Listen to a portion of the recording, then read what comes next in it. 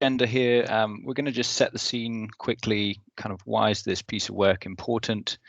Then we're going to look at what TfL are doing on their energy strategy. And then we'll dive into, in a bit more detail, what we actually did on the feasibility study itself. And then, of course, we've got some time at the end for some good discussion there. So, as you probably all know, many local authorities in the UK have declared climate emergency, and they've committed to being net zero carbon by 2030. So obviously that's fast approaching, and the local authorities that are doing that are more prevalent in London, I'd say.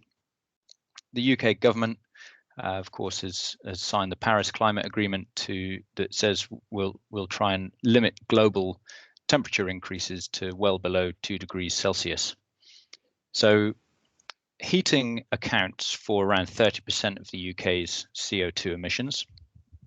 And despite what you see in the graph there, which does show that gas use and heat use indeed in the home has come down quite significantly over the last 20 or so years, there's still a large demand for heat.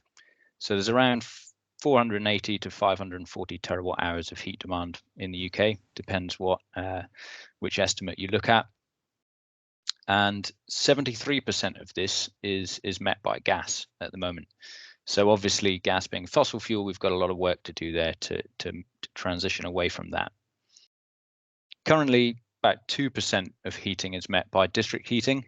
So that's hot water pipes buried underground, distributing heat to buildings on a network. The government, so that's BEIS, the Department of Business, Energy, Industrial Strategy, they have an ambition to increase that 2% to around 20%. And what they're looking at is kind of how do they do that economically. So we've been working with them recently. We've shown that there's actually around 350 to 400 terawatt hours of heat that's currently wasted in the UK. As you can imagine, waste heat is inherently low carbon. It would otherwise have gone to atmosphere. We don't have to burn anything else to generate it. So yeah, what if we could capture that and redivert it into buildings?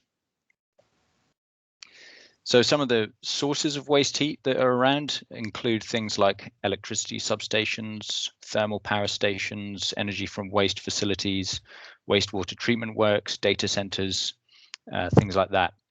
Often the heat is at slightly a lower temperature than what's required in buildings. So you need a heat pump to kind of step that heat up to the right temperature. But the government is really backing this stuff. It's funding a lot of project development work through the Heat Network Delivery Unit, and it's also funding capital projects through currently the Heat Networks Investment Project, but in future that will turn into the Green Heat Network Fund. So they've got £290 million set aside for capital funding of new and existing networks with low and zero carbon sources.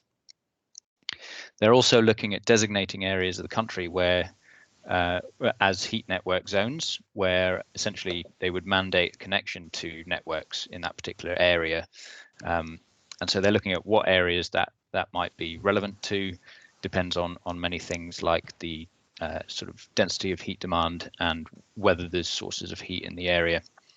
Other zones might become sort of hydrogen or electric based, depending on the infrastructure in that area. So anyone who's been on the London Underground, of course, knows that it's pretty warm down there.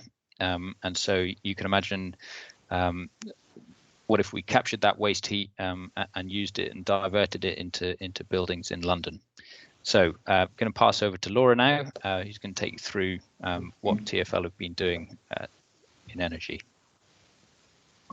Thanks, Alban. Yeah, hi, everyone. My name is Laura Dealey. I work in the energy strategy team in TfL. So I'm just going to talk through our energy strategy at a high level. So TfL has a target to run a zero carbon railway by 2030. And to help prepare for this, we developed our first integrated energy strategy in 2018.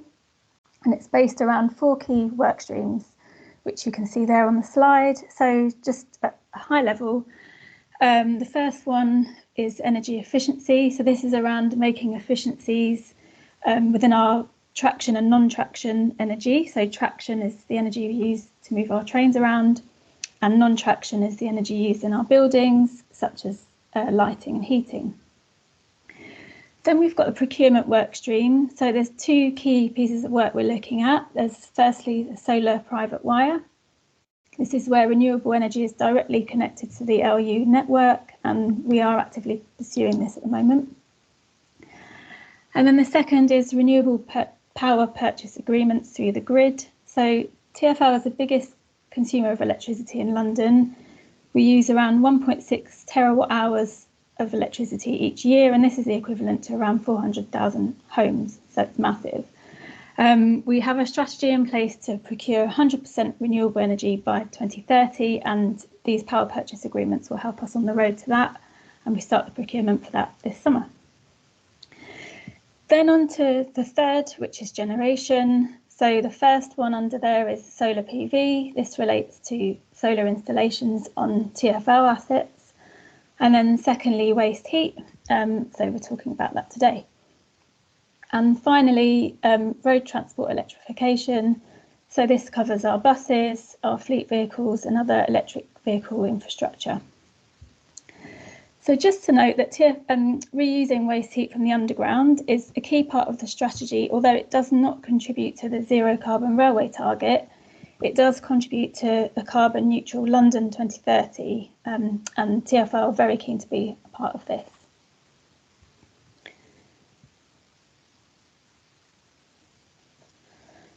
So, looking at the extent of the opportunity available, as Alban mentioned, and I'm sure you're all aware, although it may be a somewhat distant memory, the underground is hot and it stays pretty warm all year round.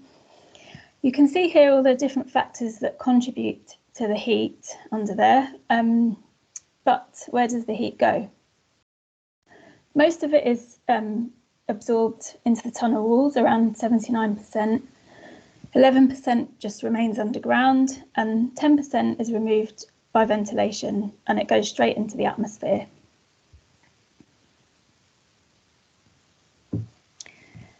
So with all that heat underground, we need to remove it. So we have a lot of tunnel ventilation sites across the network, 123 in total, and they all vary in their current condition and technical operation.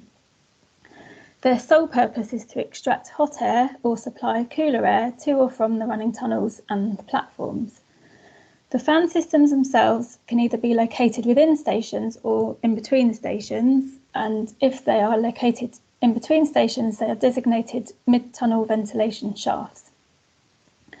Some fan systems can be designated as smoke control fans, and these manage the movement of smoke in the event of an emergency, maintaining a safe evacuation route for passengers on the train, in the tunnels.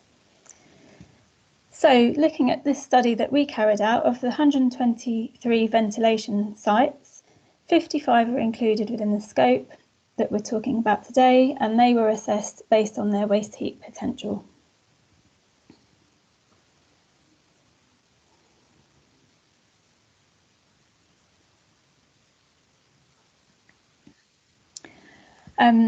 Right, so some stats for you. So of the 55 sites we looked at, up to 110 cubic metres per second. Oh, my slides have moved on. Yeah, it's gone a bit mental, sorry everybody. Is it overheated?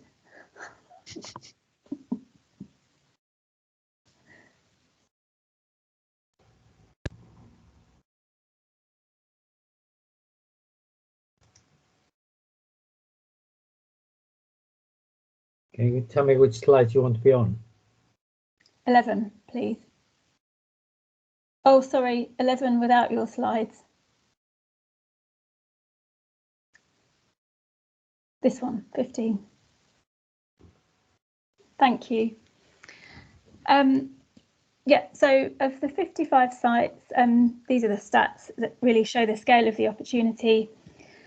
So up to 110 cubic metres per second of warm air is rejected per site, and up to 1.2 megawatts, it's not that good, of heat is delivered per site.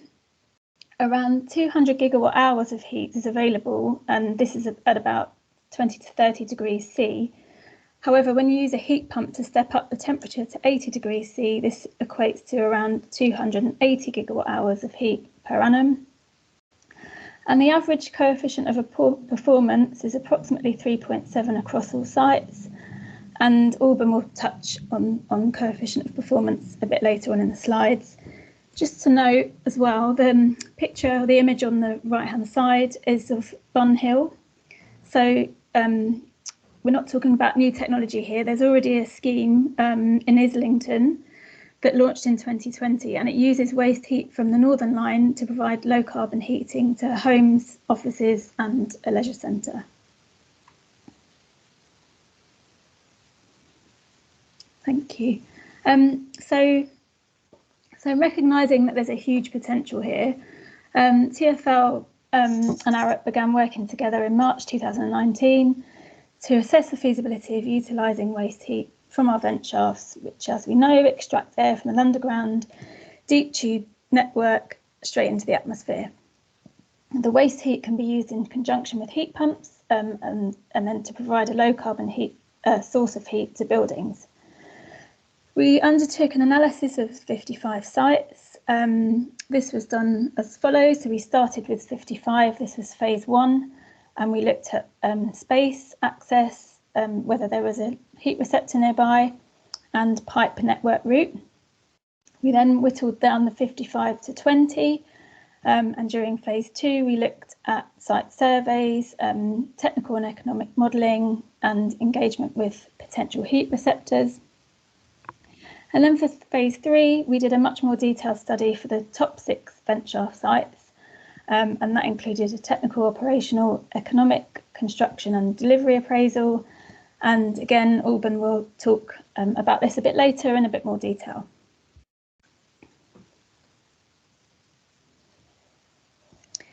So this map shows you whereabouts in London the top 6 sites are at a high level. So we've got a couple on the Victoria line, a couple on the Northern line, one on the Central line and one on the Piccadilly line. And just to note, the size of the circle on the map is scaled to the amount of heat available. So the larger the circle, the more heat available from that vent shaft site. And now I'm going to hand over to Declan. Thank you. Thanks, Laura. Good evening, everyone. Declan Murphy, mechanical engineer at TfL Engineering. Just to build off the back of what Laura's discussed with you earlier, give you a bit more of an understanding of how a tunnel ventilation system works. So at the inlet of the system, we have the physical boundary between the actual area that we're providing cooling to and the actual vent shaft and air path itself. This is physically done with either louvers or dampers, depending on the application. As you start moving through the air path system itself, we have attenuation. This tends to be included on newer systems from circa 2010 onwards. Attenuators are big boxes of galvanized sheet steel. They contain acoustic media that has millions of air pockets in it. Its purpose is to absorb some of the acoustic energy of the air as it moves through, reducing the overall noise of the system. These can be located either tunnel side, so before the fan, and also atmosphere side, so after the fan. If they're before the fan, they're tunnel side attenuators. If they're after the fan, they're atmosphere side attenuators. As we move up, getting closer towards the fan, we'll then have a transition piece. So in a lot of cases, we're not going from a perfectly circular inlet into the perfectly circular inlet of the fan. We need to take it from some sort of geometry into the circular section of fan itself. So normally we have square to circular transitions, and these effectively taper the air into the diameter of the fan. For system performance, we like these transition pieces to be as long as possible, just to ensure that we're not chopping up the air too much upon entry into the fan. Then we get to the main part of the system. So typically on our network, we have axial fans due to their high efficiency. On some older asset and some older legacy site, we do have big centrifugal systems. However, due to the the requirement of us not having to move significant pressures through the actual air path itself, and also a drive for high power performance in terms of reduced power cost, we tend to stick with the axial fans. And as we move from the fans, obviously the other side of that will tend to have a transition piece again, operating effectively mirror reverse to the inlet one. So going from a circular orifice at the fan outlet to whatever geometry we require. Then, as I previously touched upon, there might be a atmosphere side attenuator, and then as you go through past that, we have outlet louvers and dampers. These perform obviously the same purpose as the inlet louvers and dampers, providing that physical barrier from the air path to the atmosphere and discharging air out to atmosphere. Of course, if you think about it, if the fan's running in supply, all of this system effectively switches round. You can see on the right hand side as well, it's just a rough schematic of one of our Vic line fans. So we have obviously the tunnel ventilation control system, which controls the dampers at lower level where the blue line goes to at the bottom, and at the top level before it discharges to atmosphere. We have the fan in the center, the transition pieces, which are the truncated cones, the trapezium, and then the rectangular box, sorry, with the little squiggle through it is the attenuator. So here in that picture, you can see there's a tunnel side and a atmosphere side attenuator.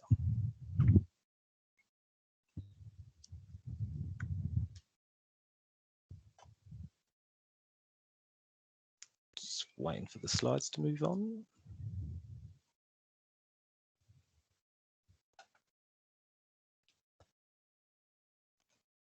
The slides haven't moved on my screen, but I'm happy to continue, Orban, if that's okay. They have on mine. I can see I've got a copy on mine. So just to give you a bit more of just a pictorial understanding of the system, as you can see on the right here, excuse me, this is a vent shaft actually located in East London, which serves the central line. So harking back to what I was talking about previously, you can see in the center of this fan, the center of the pitch, you have the fan, the two black sections, your flexible connectors, and then either side of that are your transition pieces. So that gives you more of an understanding of that circular to square transition that we need. Obviously, either side of this, you'll have attenuators and inlet or outlet louvers. These shafts provide dedicated air path from the running tunnels to atmosphere. As was previously mentioned, the tunnel temperatures we have throughout the year are fairly consistent, between 20 and 30 degrees.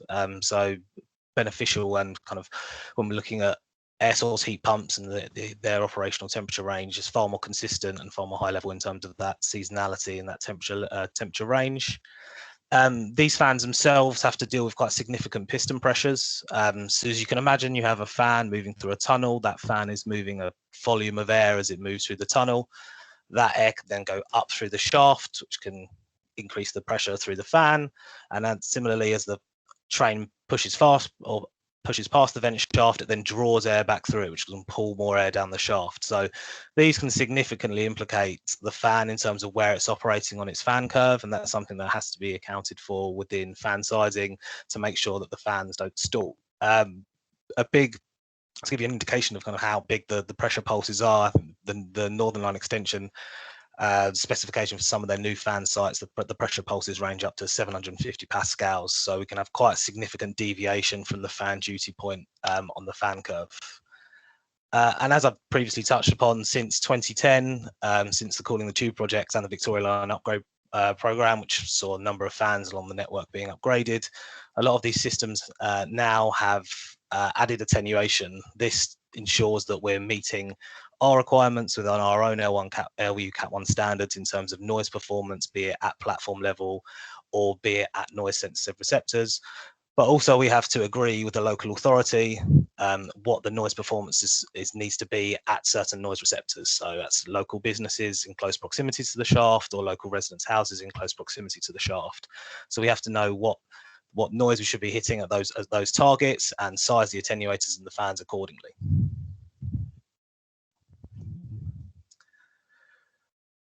So moving on to the heat recovery process, these tunnel ventilation fans operate 24/7, so they're consistently and constantly throughout the year extracting hot air from the running tunnels and the platforms below. As part of our assessment and building off the back of some of the design requirements and the learning from Bunhill, we look at a maximum face velocity of 2.5 meters a second across these coils. This ensures both optimal transfer of heat and ensures that we're not going to be causing significant amount of turbulence and therefore noise across these TPAV system components, which I'll touch upon later down the line. Also, as part of the design requirements within the feasibility study, we sized the heat recovery coils at 4 fins an inch. This built upon quite a significant amount of testing and trialing works that was done on the network. So we have quite significant issues with dust and detritus. Obviously, these big fans are moving up to 110 cubic meters a second, so a lot of dust and detritus can get pulled across and stick to the surface of these fans. And we found that in trialing 4 fins per inch gives us a significant amount of space between the coils such that they don't get clogged up too quickly, so therefore impacting kind of the heat transfer across them, and then also making them very, very difficult to maintain, especially if they're very, very densely packed. Looking at the actual heat recovery process, so the air is extracted out, the hot air then flows over these bespoke heat recovery coils, transferring heat from the air into the primary water circuit that flows within.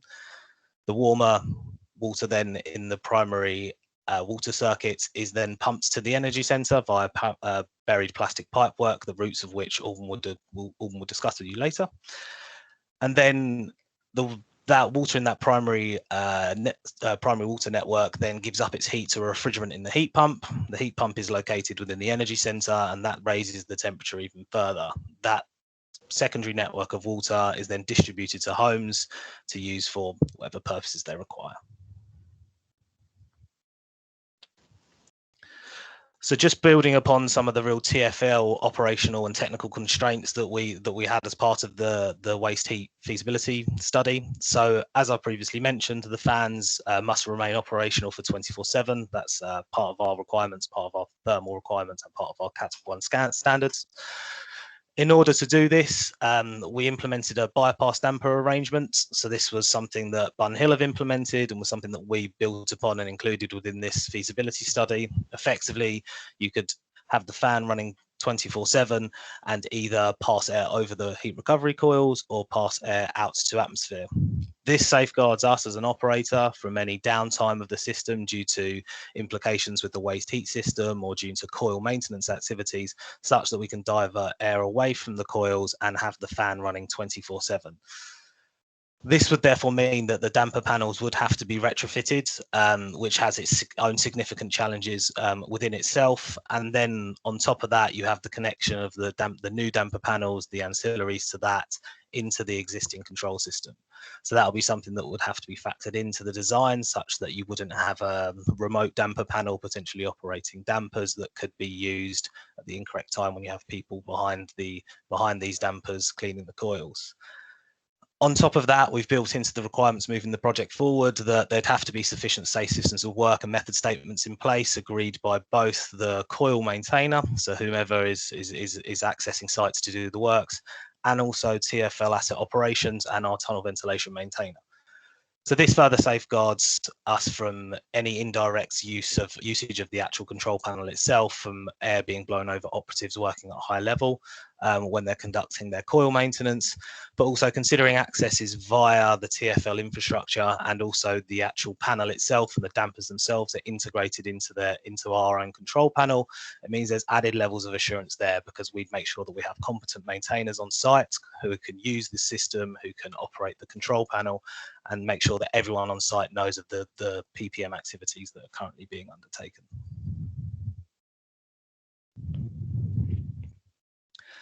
The next considerable challenge within the project, which was identified, was noise. As previously mentioned, we've discussed that building on the back of Bunhill, 2.5 meters a second was determined to be an optimal face velocity at these coils, such that it wouldn't permit significant noise regeneration.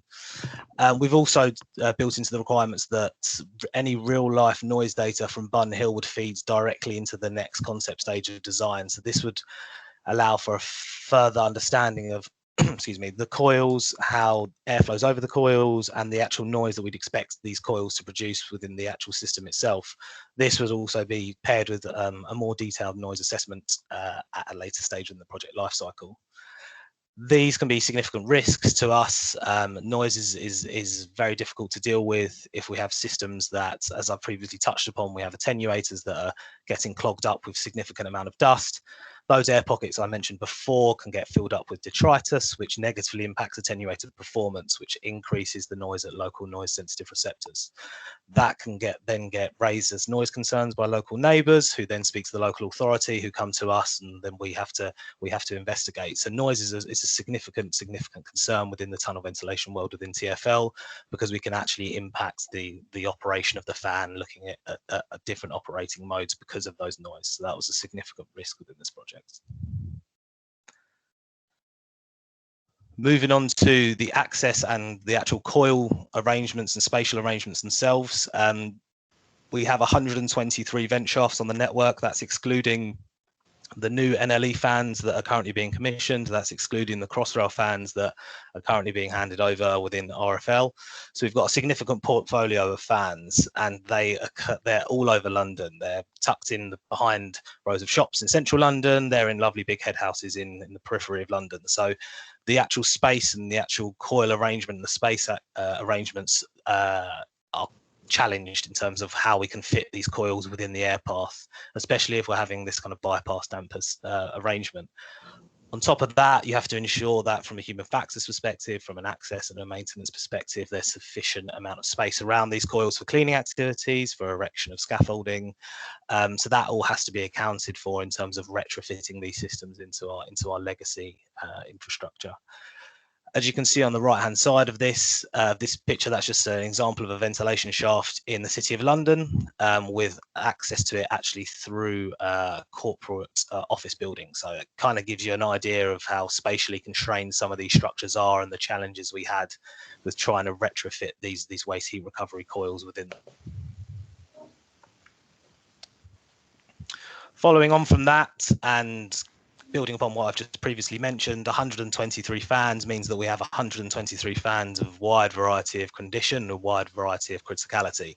Some of these fans might have been installed recently, such as the Victoria line, they're calling the tube fans, 2010, so brand new. Some of these fans might look like the ones on the right hand side of this picture that were installed in the mid 1920s, and these are old centrifugal fans. So these fans have subsequently been removed over their asset life, but their condition has somewhat deteriorated over time. So it's quite a challenge building that into the actual technical and the feasibility of this study itself.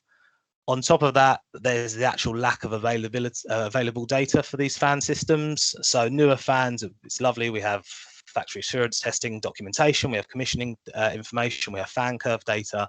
So we can sit there, do desktop exercises about how we think the fan is going to change its operation, implementing increased resistance from these heat recovery coils in there. We can work out the implications in terms of the power of the system and the potential drop in ventilation capability because of that. However, when we're looking at the more legacy systems, it becomes more of an issue because we have very little data to kind of make an assessment on. And it would be something that we've said that when we're moving forward and were one of these feasibility sites be taken forward, could these systems deal with additional heat recovery coils within the air path, or will we potentially have to be looking at new fans or further testing, etc., etc. And then on top of that, and building on other sites, so we've mentioned that we have the 123, but we only looked at 55. A large number of the fans on the network, so the JLE, for example, we have some on Heathrow, we have some dotted around, we have the NLE and Crossrail, which are coming over soon. They're smoke control systems. So considering they're also new systems, the actual tunnel temperatures are lower. We also have the additional risk of, if we wanted to put a heat recovery system within one of these smoke control systems, there's the added risk of us pulling hot smoke over coils that have been coated with highly flammable detritus. So it's one of the reasons why they were out of scope. So there's significant challenges that we face in terms of across our tunnel ventilation portfolio, considering the condition and the actual criticality of these assets. So thanks for that, Alban. I think I'll pass over to you to give you a bit more of a feasibility overview. Thanks, Declan. Yeah, so I'll just take you through a little bit in more detail around what we actually did for each of the 6 locations after we'd kind of chosen the 6, depending on all those constraints that Declan's just been through. We then had to kind of come up with a bit of a design for where the coils are going to go. As you can imagine, there's various places within the air path that you could put coils, and they'll have different kind of velocities, for example, or access requirements, things like that. So we did a bit of an appraisal of different options for each location and chose the best solution for each of those, and then we developed that particular design a bit further. So we looked at things like what's the flow of air over it, what's the temperature drop, the air on and the air off temperatures from the coil, what's the additional pressure drop, looking at the fan curves, checking that the fans can take that additional pressure drop. We also did a bit of a structural assessment. So these coils are quite big and quite heavy, so we wanted to make sure that if the building was quite old, it would be capable of supporting that additional weight. So as well as kind of looking at the TfL asset side of things, we did a lot of work looking at everything kind of external to the vent shafts.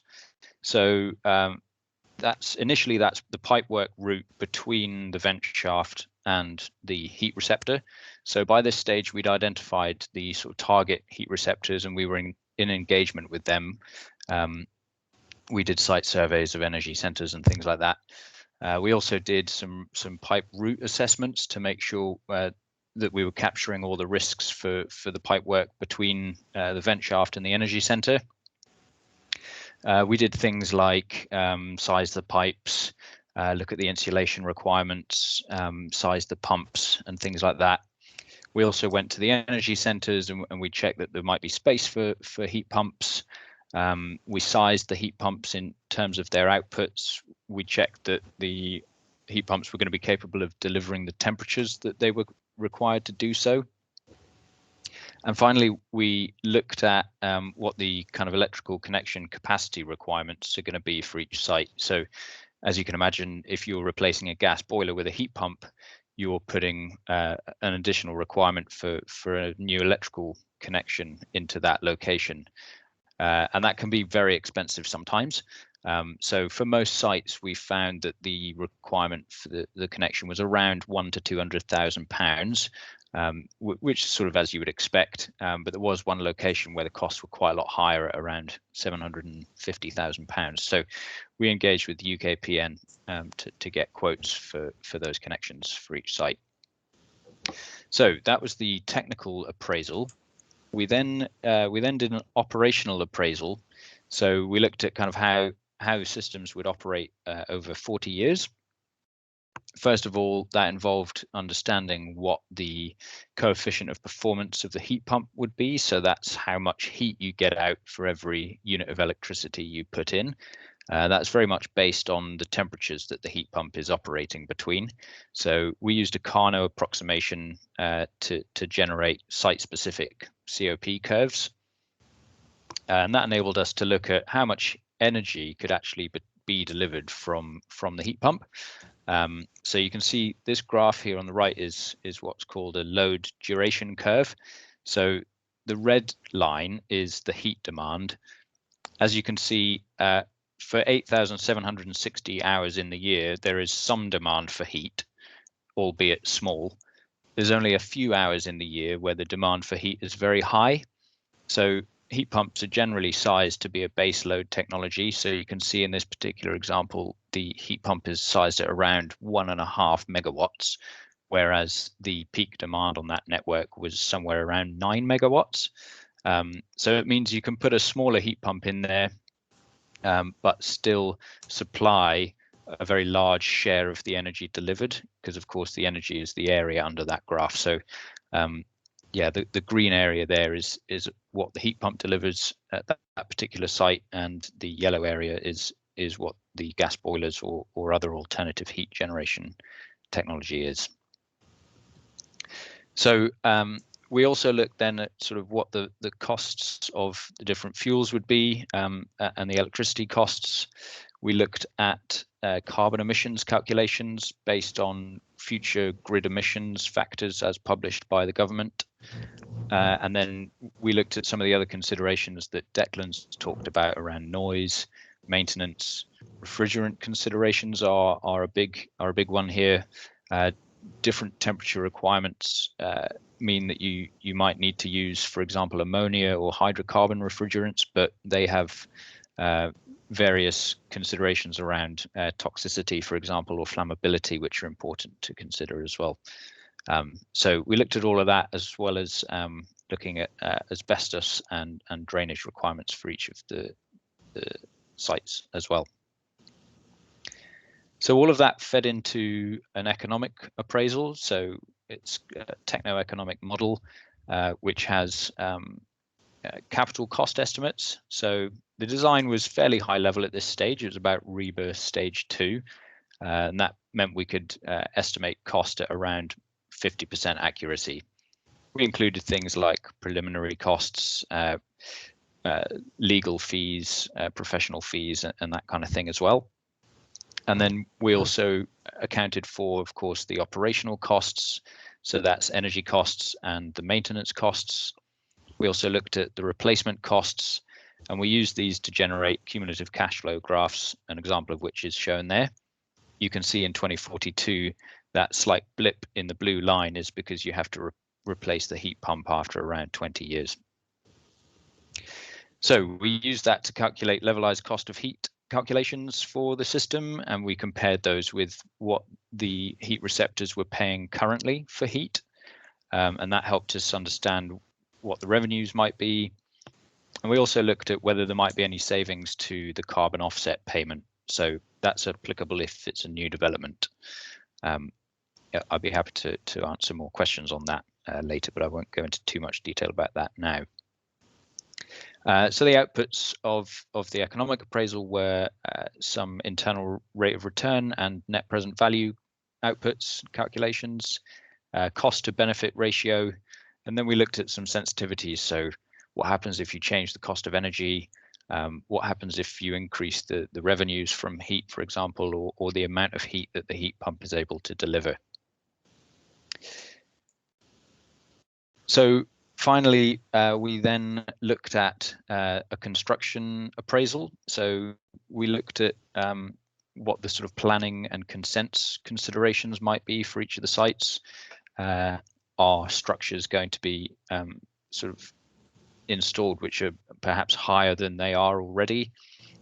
We also looked at the requirements for easements and wayleaves for pipe work. So is pipe work having to be routed through private land, for example? And then we looked at what's the construction site likely to look like? How's the space on the site, and how do you get there? And what's a rough sort of program for constructing the system itself? And then we did a delivery and funding appraisal. So as you can imagine, we had 6 different sites here, and each of the different heat receptors who we were very much engaged with all the way through this process. They're all different types of organizations. So we had some public sector heat receptors, and we had some private sector heat receptors. And so depending on who the receptor is, affects how you would deliver a project like this. So we sort of worked through what the different options were, whether you would maybe go down a private sector route or bring some perhaps some public-private joint venture options in there. And we also looked at sort of what the different roles and responsibilities of various stakeholders are.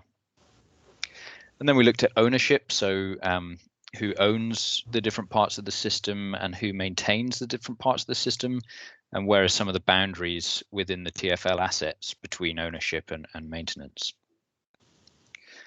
Finally, we also looked at sort of what effect on the economic performance of systems things like the IMechE scheme or the Green Heat Network Fund would have on the economic performance. So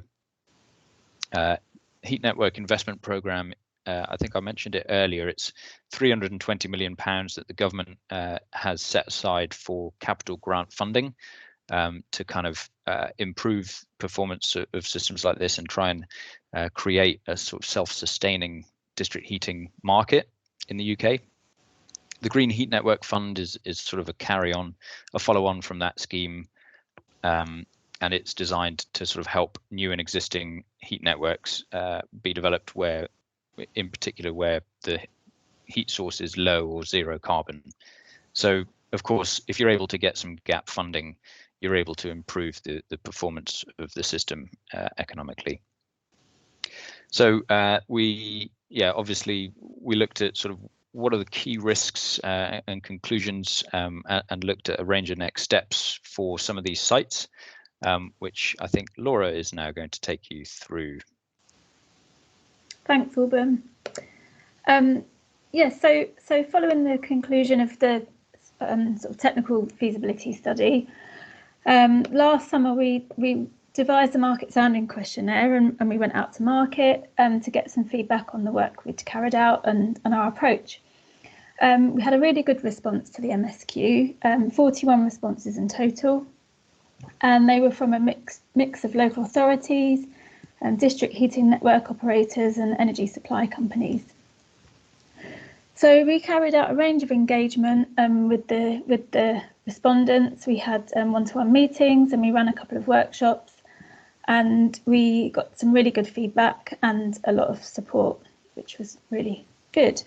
And due to the high amount of interest that we received, and also the favourable results of the feasibility study, this project has now been handed over from feasibility into delivery, into TfL's investment delivery planning team, and to take forward. So the team currently is prioritising the sites to determine the best sequence of delivery. So just before we kind of wrap up, just to quickly touch on pumped water. So touching briefly on this, in addition to air rejection, TfL also pumps water ingress from some of our tunnels.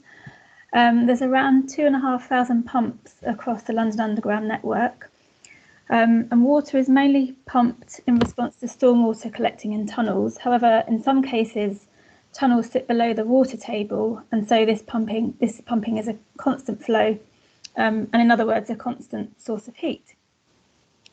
So it's a bit like having a ground source heat pump where someone's already installed the groundwater loop for you, which saves money and again provides another huge opportunity to provide low carbon heat.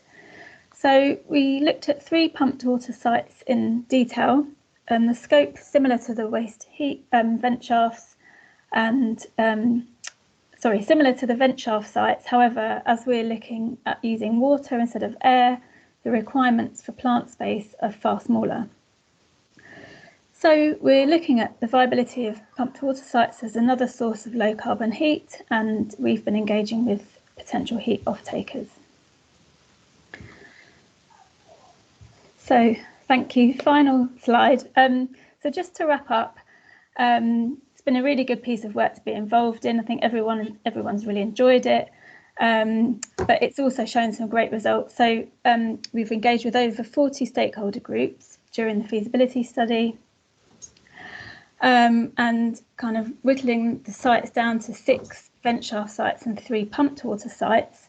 Those sites together have the potential to heat over 15,000 homes and several significant commercial large buildings in London, and could save over 260 kilotons of carbon emissions over 40 years.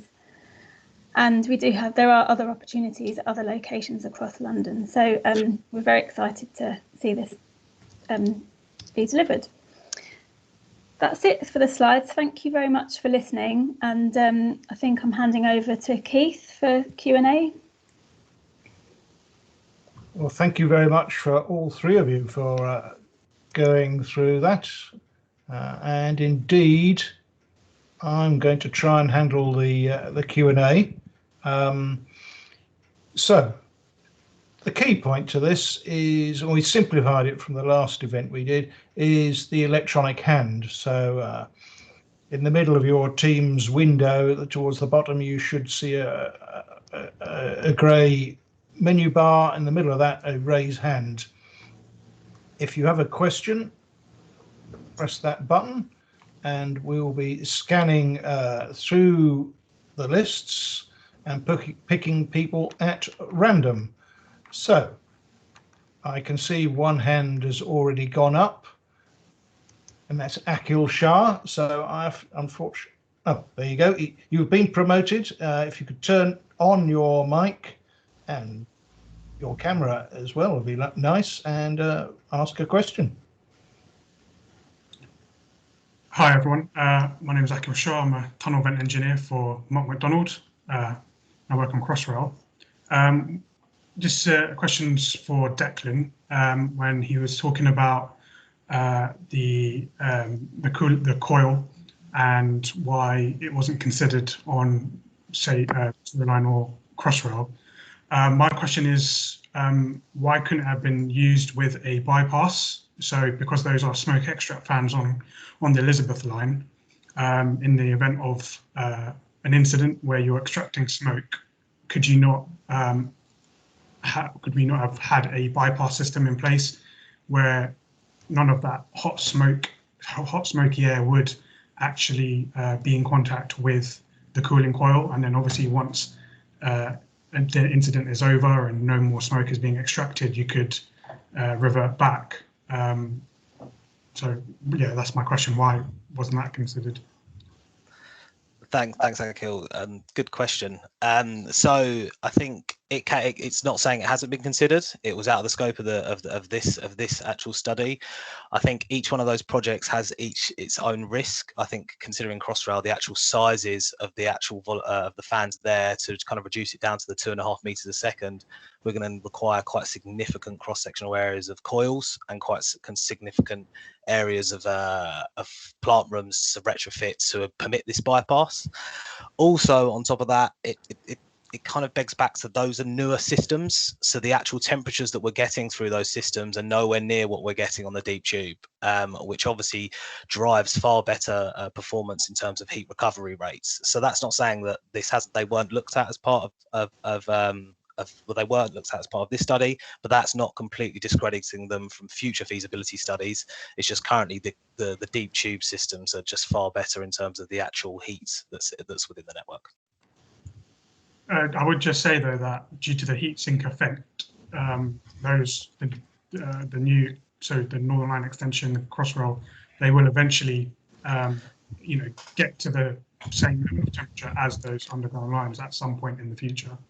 Absolutely. But I think even looking at the Northern Line extension tunnel ventilation system at the moment, they're not actually forecast to turn on the UPE system for another 10 years. They don't think that it's going to get significantly hot within the next 10 years for the under platform extract system to actually become viable to be used. So that's not saying that we're discrediting it from future feasibility studies, but just at the moment, the deep tunnel vent sites are far better performing in terms of their heat recovery capability.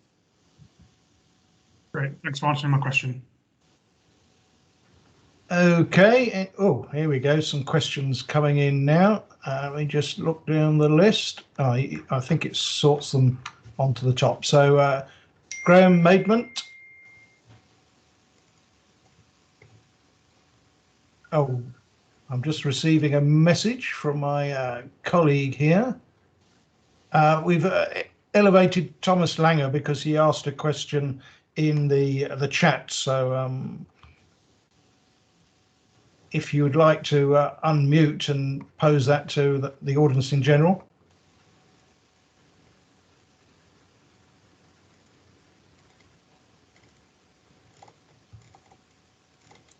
Hello, do you hear me?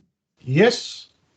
Yeah, I'm here in the United States in Los Angeles. We don't really have that much heat coming out of the tunnels, but in the fire life safety concerns, I was just curious how you're dealing with all the fan systems and the whole ventilation, from how there's no potential for anything coming back into the tunnel from your equipment. I know you mentioned smoke earlier, but it seemed like a very important interface, and I was curious how you're handling that. Thanks. Yeah, so these systems that were within this study are purely providing comfort cooling. So there's no smoke control capabilities, and these systems aren't smoke control rated, be it cool or hot smoke. So in the event of emergency, these systems on fire alarm would shut down. So there's no fire risk within these systems currently. They're purely there for comfort cooling.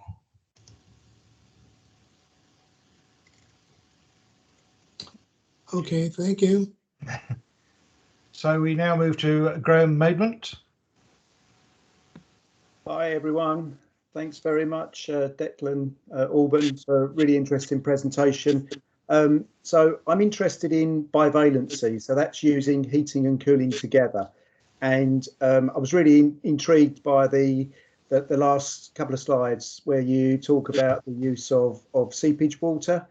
And this brings me back to about 2007, where we installed at Victoria Station a cooling scheme that used seepage water. But at the time, we didn't think about actually using the heat from it as well to heat buildings. So I wonder whether there's an opportunity, once you've taken the heat out of the seepage water, to use it locally somewhere for cooling, and just wondered if you've explored this at all. Obviously make the economics much more viable potentially.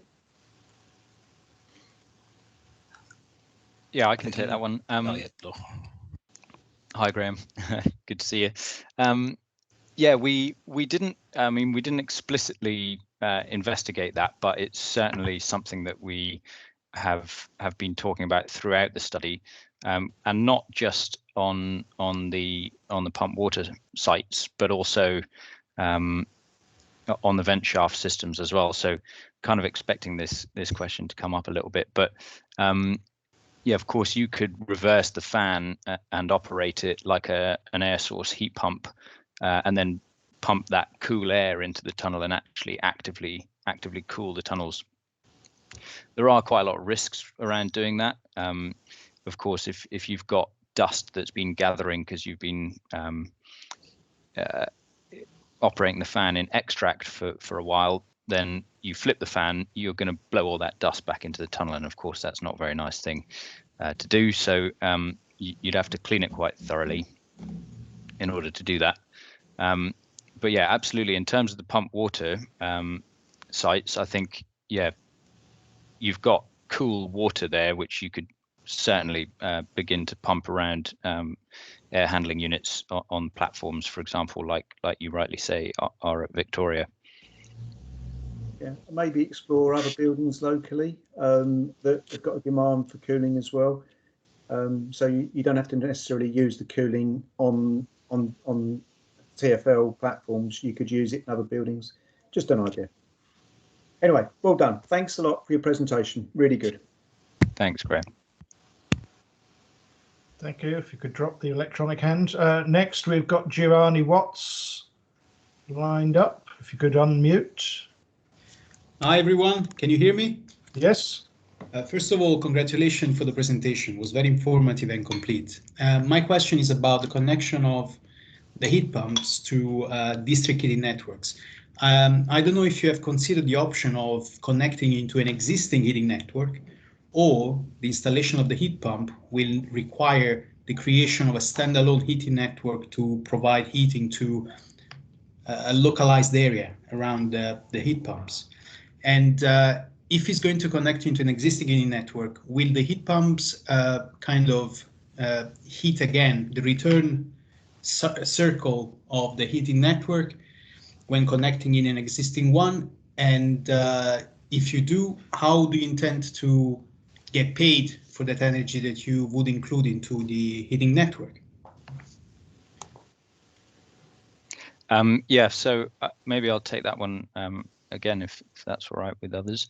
The answer is it very much depends on the site. So there's obviously 6 vent shaft sites and 3 pump water sites.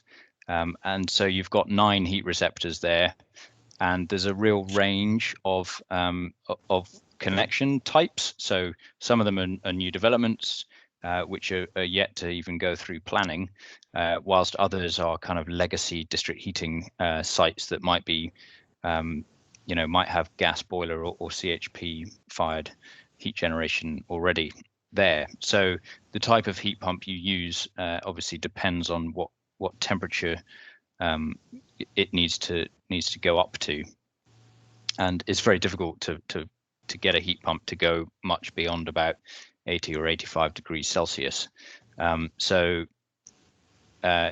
Sites were selected based on and prioritized based on lower temperatures and lower temperature supplies, because obviously not only does that mean you have more heat pump options to choose from, but of course the coefficient of performance is much greater when you're supplying a lower temperature. Does that answer your question? It does. The second part of the question was about payments. So revenues, yeah. Laura, would you like to just discuss kind of TfL's standpoint on revenue generation on this project? Yeah. So TfL aren't planning on charging for the heat, basically. So we want to make use of the waste heat, and we want to contribute to zero or carbon neutral London, but we won't be charging for the heat that we extract. So it's up to whoever installs the heat pump to ensure that that they can operate it, in a way that enables them to operate their wider network economically, knowing that they'll get the low grade heat for free from TfL. Okay, thank you. Right. So in the chat, James Pullen asked a question. I don't know if you'd care to unmute and share that with everybody.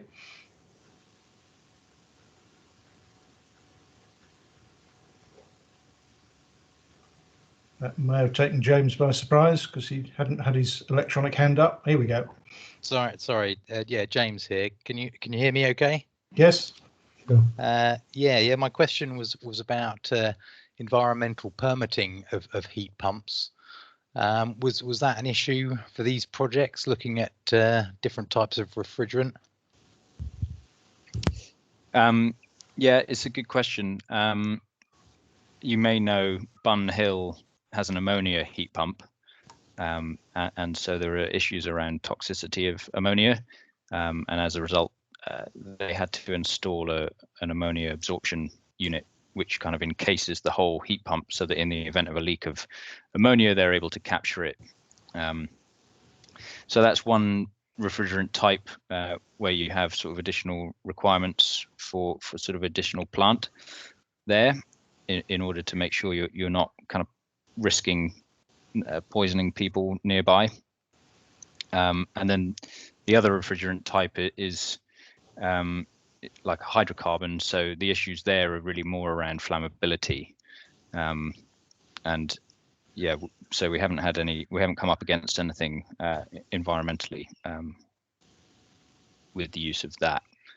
But you're right. I mean, things like the F-gas regulations and phasing out of certain refrigerants is a big consideration going forward, and you need to make sure that whatever heat pump system or indeed chiller system you're installing these days is future-proofed against sort of impending phase down of refrigerants through the F-gas regulations. Okay, thanks very much for that. Right, I'm going to ask a question from somebody who says they don't have a mic or webcam. Somebody going by the identifier JM. Curious to know how the waste heat savings of 240 kilotons CO2 compare to the current unchanged emissions over the 40 years.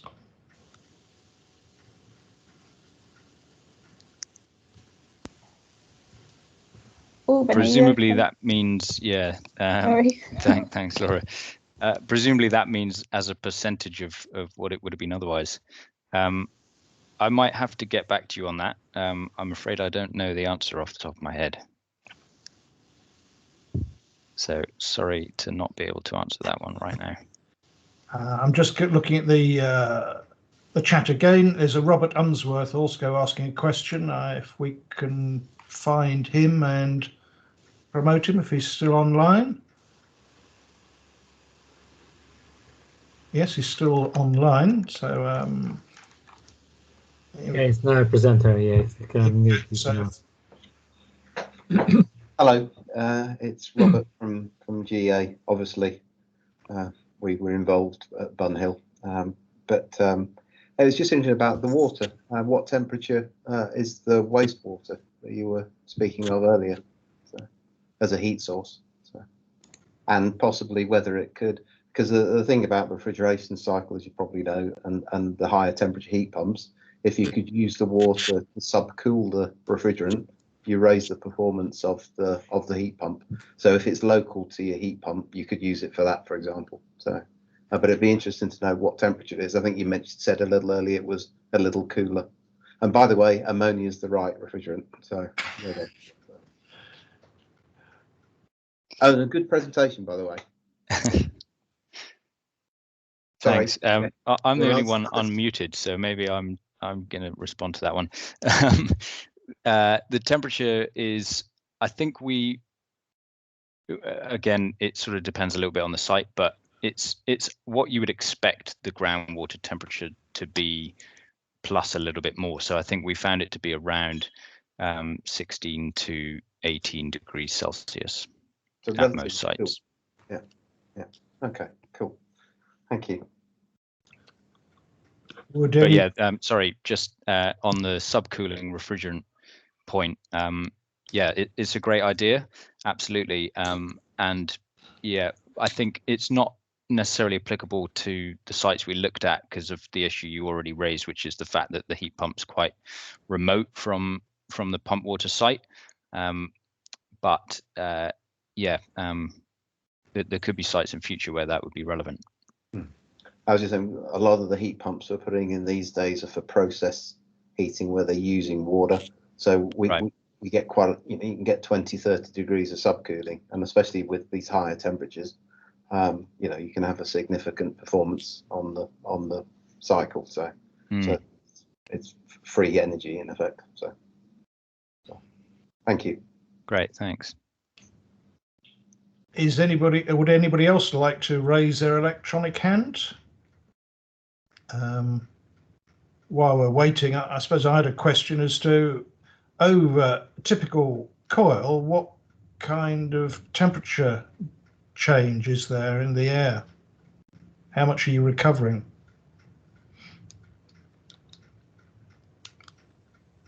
Auburn, the best place to answer that? Certainly can. I'm just conscious of getting bored of the sound of my own voice, but yeah, so it's about 8 degrees. Yeah, 8 Kelvin, I should say, to be academically correct.